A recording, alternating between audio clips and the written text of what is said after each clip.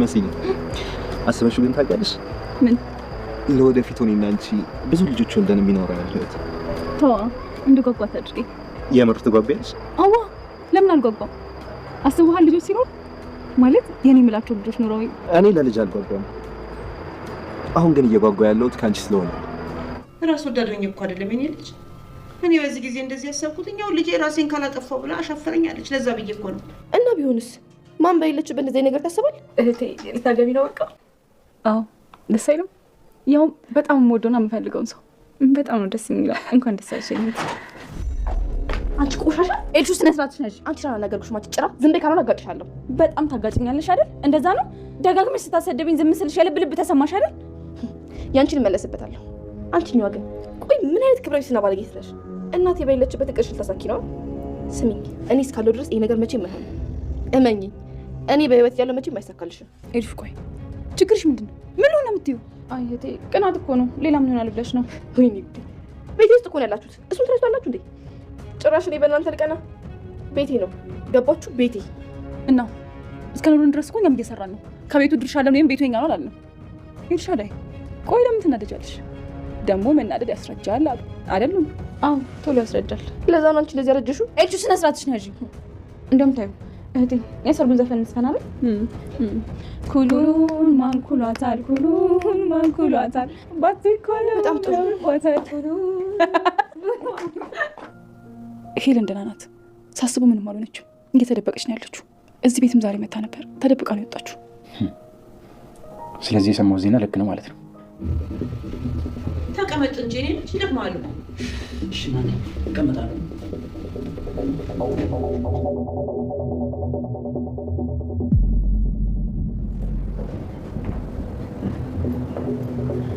ሰላም ለዚህ ቤት እንዴት ናቸው?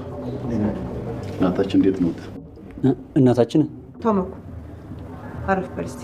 ደህና ነኝ እግዚአብሔር ይመስገን። እንዴት ናችሁ? አረፍ በሏ። የመጣንበትን ሳንናገርም አንቀመጥም እኮ ቁጭ ብላችሁ አይደርስም? በጭራሽ እንደዛማ አይሆንም። የመጣንበትን ሳንፈጽም አንቀመጥ። ተዋቸው የኔ ልጅ አንተ ተቀመጥ። እሺ የመጣችሁበትን እንግዲህ ተናገሩ።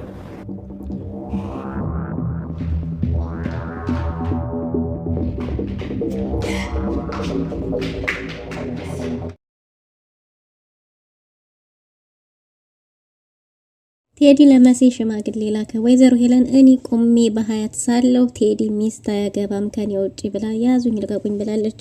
ኤልሹ ነገሩን እናቷ ዘንድ ወስዳ ነግራታለች። አንቺ በሌለሽበት የልጃቸውን ሰርግ በቤት ሰደገሱ ብላ ነገሩን አክርረዋለች። ስለ ወይዘሮ ሄለን ቤሉል ብዙ መረጃዎችን ሰምቷል። ደግሞም እቤት መጥቶ እማዬ ደህና ናት እንዳታስቡ ባለ ጊዜ በውጭ ብዙ ቦታ ላይ ታይታለች። ፖሊሶቹም ቢሆን አይተዋታል። ግን ፍላይም አፕላይ አድርጋ ነበር ግን ደግሞ ሰርዘዋለች የሚል መልእክት ተናግሯል። በዚህን ጊዜ ኤልሹ እንግዲህ አመሰግናለሁ ወንድሜ ስለ እናቴ ጥሩ ነገር ስላመጣልኝ፣ ግን ደግሞ እነዚህ ሰዎች እማዬ በሌለችበት በገዛ ቤታችን ሊደግሱ ነው ብላለች። ወይዘሮ አይንየንም ከፍ ዝቅ አርጋታለች። አንቺ በቤታችን ጥገኛ ሆነሽ እየኖርሽ እንዴት ነው ልጅሽን እናቴ በሌለችበት የምትደግሽው እያለች ነው። መሲ ፍራትም ደስታም ሙጧታል። ሽማግሌዎቹ ሊላኩ በመሆኑ እጅግ በጣም ደስ ያላት ብትሆንም ግን ደግሞ ይበላሻል የሚል ስጋት ገጥሟታል። ግን ደግሞ የፈራችውም ነገር ሆኗል። ሽማግሌ ሊላክ እንደሆነ ስታቅ ኤልሹ ሄዳ ለእናቷ ተናግራለች። እናቷም የቅርብ ሰው ሆና መረጃዎችን አጥንታ ለእናቷ እንድታሳውቃት ነግራታለች። ሰላም ውድና የተወደዳችሁ ውድ ቤተሰቦች እንደምን አላችሁ? በያላችሁበት የዓለም ዳርቻ ሰላማችሁ በዘት ተረፍ ይበል እያለን በአዲስ መተናል። በቅንነት ላይክ፣ ሼር፣ ሰብስክራይብ እያደረጋችሁ ቤተሰብ አድርጉን። በባለፈው ክፍል እንደተመለከትነው እንግዲህ ተከታታይ ድራማ እንግዲህ መሲ ቴዲን ካላገባሁ ሞቼ እገኛለሁ ራሴን አጠፋለሁ ብላ ነበር። በዚህን ጊዜም አይንዬ ግዴታ ስለሆነባት ብቻ ሳትፈልግም ቢሆን ግን ደግሞ ልጇን ላለማጣት ፈቅዳ ነበር። ግን ደግሞ መኩ አንተ ማነህ? ምንድነህ? ቤተሰቦች የት ናቸው? እነማንንስ አስተዋውቀሃታል? እድሜዋ ቁጥሯ ሳይቀር ራሱ ጠይቆት ነበር። ግን ደግሞ ቴዲ የቻለውን መልሷል፣ ያልቻለውንም ደግሞ ትቷል። ግን ደግሞ መኩም ሆነ ሙሉ ቤተሰቡ ቴዲን መሲ በማግባቷ ደስተኛ አልሆኑም። ግን ራሷን አጥፍታ ከምናጣት እንደፈቀደው በሚል ብቻ ፈቅደው ነበር። ሽማግሌዎቹ የሚላኩበት ቀን የሚቀን ታውቋል። በሌላ በኩል እንግዲህ ኑኑና ቤሉል በአዶኒ የተነሳ መልሰው የታረቁ ይመስላሉ። ግን ደግሞ ቤሉል ስሜቱን ለመደበቅ እየታገለ ነው። ኑኑ ይቅርታ ጠይቀው የተፈጠሩትን አጋጣሚዎች ሁሉ ለማስረዳት እየሞከረች ነው። ግን ደግሞ ቤሉል ምንም ነገር መስማት አልፈልግም፣ አሁን ጊዜው ረፍዷል እያላት ነበር። እሷ ደግሞ ምንም የሚረፍድ ነገር እንደሌለና ልታስረዳው እየሞከረች ነው የሰራቻቸውን ስህተቶች በሙሉ። እናም እንግዲህ ቤሉል ደግሞ ለሱ ዘግይተሻል ብሏታል። አንተ እኮ አሁን ከራስህ ጋር እየተጣላህ እየታገልክ ነው ያለው። ምክንያቱም አንተ እያፈቀርከኝ ግን ደግሞ ልብህን እየታገልክ ነው ያለው። ለምን እንደዛ ይሆናል? አሁንም ድረስ ትወደኛለህ ብለው ነበር። እሱ ነበር እንደሆነ ነግሯት ነበር። ግን ደግሞ ኑኑ እንደሱ እንኳን አይመስለኝም ብላለች። አሁንም ቢሆን የቀረብኩሽ ያለ ፍላጎትሽ አዶኒ ሲያስቸግረሽ ስላየሁ ነው እያለ ነው። መኩ ወደ ቤት በተመለሰ ጊዜ መሲስ ኑኑ ሴት አሉ እያለ ነበር። እሷም እናንተው ጋር አልነበሩ እንዴ ባለች ጊዜ አንደኛዋ ሚስቴ ናት ይላል፣ አንደኛው ፍቅረኛ ናት ይላል። እኛይቱ እዚህ ካላገባሁ ትላለች። እኔ እህቶቼ ነገር ግራ እያጋባኝ ነው የሚል ሀሳብ አቅርቦ ነበር አይንዬም። እናም እንግዲህ ተው በቃ ምን ላድርግ፣ እኔም በሰው ቤት ለአንገቴን አስደፉኝ ያሳፈሩኝ፣ ግን ደግሞ ቢሆንም ምንም ላረግ አልችልም፣ ግዴታ እንግዲህ መስዬ መዳር አለባት እያለች ነው። እንዴት እንደዛ ታያለሽ እና እኔ ብሎ ነበር። ግን ደግሞ አይንዬ ልጄን ማጣት አልፈልግም፣ እንዲያየው ነው ራሴን አጠፋለሁ እያለች ነው። ስለዚህ አይኔ እያየ ልጄ እንድትሞትብኝ አልፈቅድም። እናም እንግዲህ የተስማማነውን አትርሳ ብለው ነበር። ግን ደግሞ ለልጆቹ አልተናገርኩም፣ በዛ ላይ ደግሞ ሄለኔ በሌለችበት መሆኑ ትንሽ ይከብዳል እያለች ነው። መኩም ይሄማ ከባድ ነው እውነት ነው፣ ብቻ ግን ቢሆንም ለልጆቹ ማሳወቁ አይከፋም ሲባል ነበር ኤልሹ የመጣችው። ኤልሹና ጆ ተጣልተዋል፣ ተደባብረዋል። ጆ ፍቅሩ ስላገረሸበት የመጀመሪያው ፍቅሩ ኤልሹን ያን ሁሉ በደልና ግፍ ውሸቱን ሁሉን ነገር ረስቶት እንደ አዲስ ፍቅር የምንቀጥል መስሎት ነበር በዚህን ጊዜ ከጎኗ ያለው። ኤልሹ ግን ልቡን ሰብራው መታለች።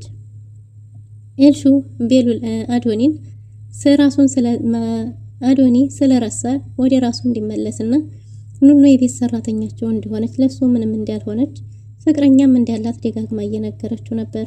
አዶኒም ደብድቧት ጥሏት ሄዶ ነበር። በዚህን ጊዜ ኤልሹ ብቻዋን አንገቷን ደፍታና ተክዛ ነበር። በደበራት ሰዓት ጆን ደውላ ጠርታው ነበር። ጆም ደግሞ እሷን ተከፍታ ማየት እንደማይፈልግ ነግሯታል።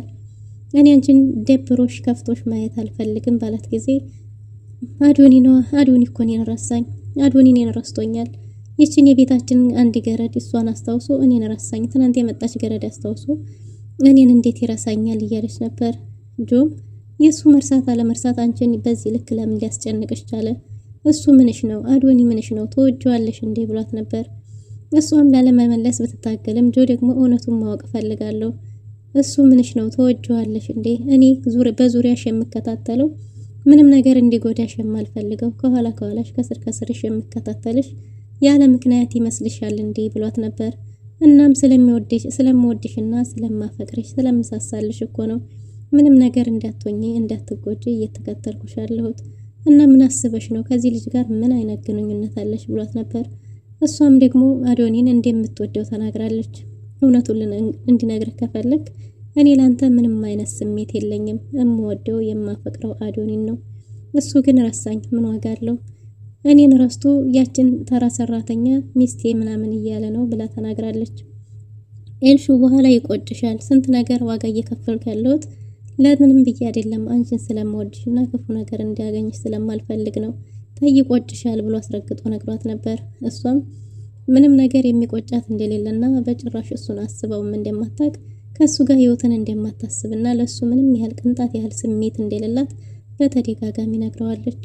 ግን ደግሞ ጆ ታይ ከዚህ በፊት ለእናትሽን እንኳን ለማገናኘት ስንት ዋጋ እንደከፈልኩ ታውቂያለሽ። ነፍሴን አስይዤ ላንቺ መከራዬን ማየው ላንቺ በማሰብ ነው። ታይ ግን እጎዳለሁ፣ ልቤን ደጋግመሽ አትስበሪው ብሏት ነበር።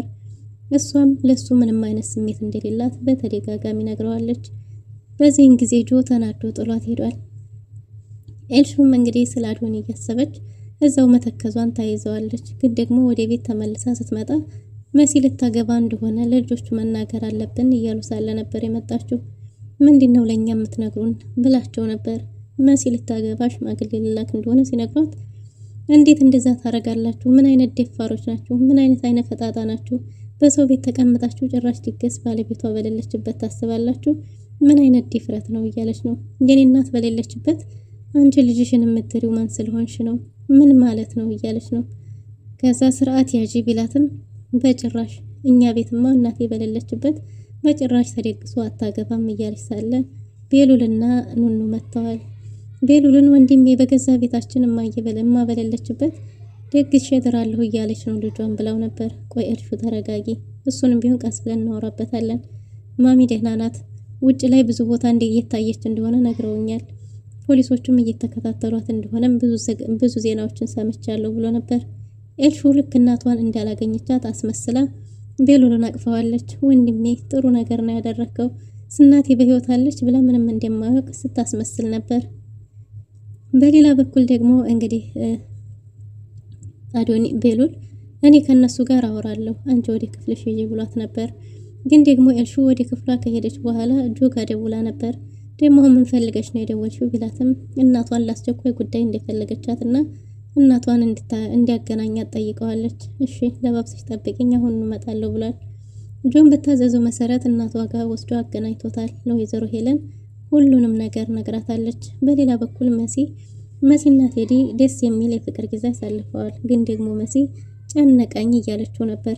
ደስ ይበል ደስታም ጭንቀትም ብዙ ነገር እየተሰማኝ ነው እያለችው ነበር። እሱም ደግሞ የኔ ልዩ ሚስት ከዚህ በኋላ አንቺ የኔ ሚስት ነሽ፣ ማንም ምንም ሊለየን አይችልም። ስለዚህ ሁሉም ነገር ይሳካል፣ አገባሻለሁ፣ አንቺ የልጆች እናት ነሽ እያላት ነበር። ግን ደግሞ መሲ ደስ ብሎኛል፣ ግን ደግሞ የሆነ ጭንቀት ነገር ሰውነቴን ይወረኛል እያለችው ነበር። እሱም ምንም ነገር አትጨነቂ፣ የኛን ሽምግልናም ሆነ ሰርጋችን ምንም ሊያደናቅፍ አይችልም እያላት ነበር። ግን ደግሞ መሲ ወይዘሮ ሄለን አለመኖሯ ደስ ይል ነበር። እሷ ብትኖርም ስለማትፈቅድ አለመኖሯ ደስ ብሎኝ ነበር። ግን ደግሞ ኤልሹም አለች፣ ኤልሹም የእናቷ ልጅ ናት፣ ከሷ ትብሳለች እያለች ነበር።